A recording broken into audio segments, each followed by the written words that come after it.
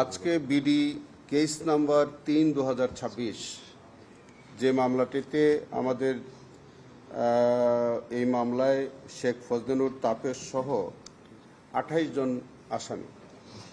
সেখানে আপনারা জানেন যে গত ১৮ এবং ১৯ জুলাই ২০২৪ তারিখে সবচেয়ে অমানবিক যে ঘটনা হয়েছে, পরপর ২ দিন সেখানে ড্রোন ব্যবহার করা হয়েছে, হেলিকপ্টার ব্যবহার করা হয়েছে, ছাত্র জনতার উপরে নির্বিচারে বৃষ্টির মতো গুলি বর্ষণ করা হয়েছে, অনেক লোক হতাহত হয়েছে এবং সবচেয়ে আবেগের যে জায়গাটা, যে আমাদের একটা সন্তান, তার নাম হচ্ছে মোহাম্মদ ফারহানুল ইসলাম ভুঁইয়া ওরফে ফায়াজ, যার নামে এখন আমাদের যে প্রতিবন্ধী মাঠটা যার নামে নামকরণ করা হয়েছে, সেই ফায়াজের মতো একটি ফুটফুটে বাচ্চাকে নির্মমভাবে হত্যা করা হয়েছিল এবং সারা বাংলাদেশ তখন আবেগে আপ্লুত হয়েছিল সেই হত্যাকাণ্ডের ব্যাপারে।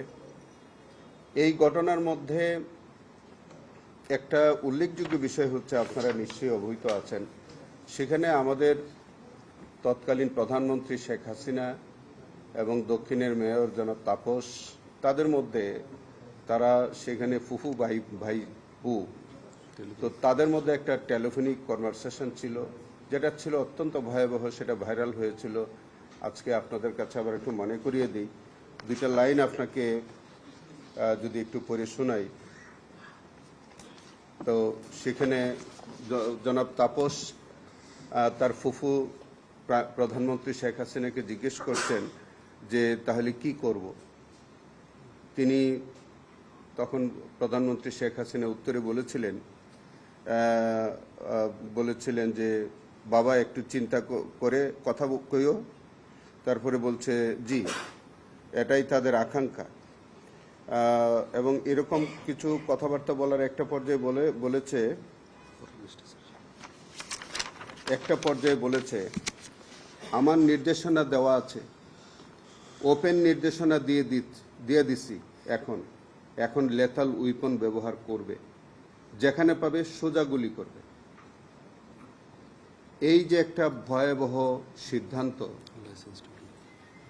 একটা সরকার প্রধান যিনি এই দেশের মানুষের অভিভাবক ছিলেন, ছাত্র জনতার মাতৃতুল্য যে নেত্রী ছিলেন, যার উপরে মানুষের এত আশা ভরসা ছিল, হয়তো এই দেশের ছাত্র জনতা কোনোদিন চিন্তা করে নাই তিনি এইরকম একটা সিদ্ধান্ত বা এইরকম একটা হুকুম তিনি দিতে পারেন। তিনি আন্দোলন দমনে চেষ্টা করতে পারেন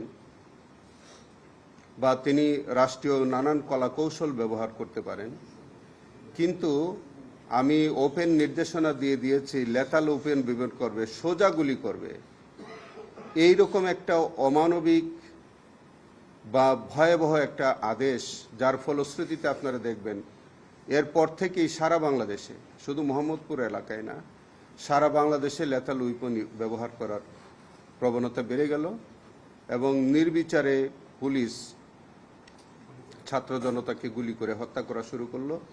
কয়েক হাজার মানুষ শহীদ হলো, তারই মধ্যে মোহাম্মদপুরে আমাদের ফায়াজ সহ অনেকেই হতাহতর শিকার হলেন।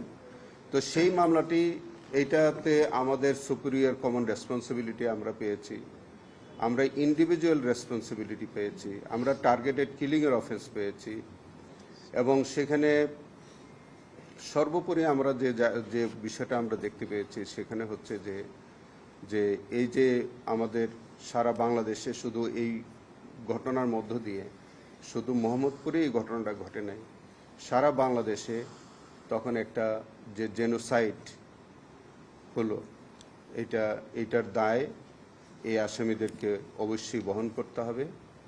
আজকে আমাদের অনারেবল ট্রাইব্যুনালে চার্জ গঠন হয়েছে।